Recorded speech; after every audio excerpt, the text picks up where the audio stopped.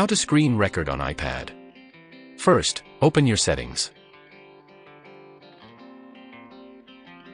Then, tap Control Center.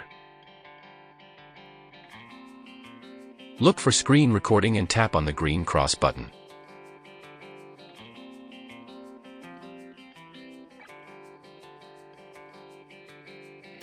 Drag it up to the top portion.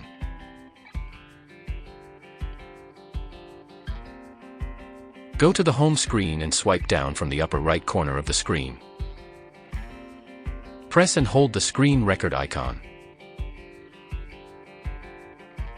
This will show the folder location of your recorded videos.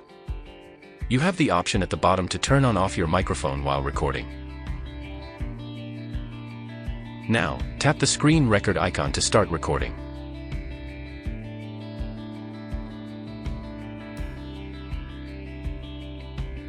Begin your tutorial. To stop the recording, tap the record icon at the upper right corner of the screen.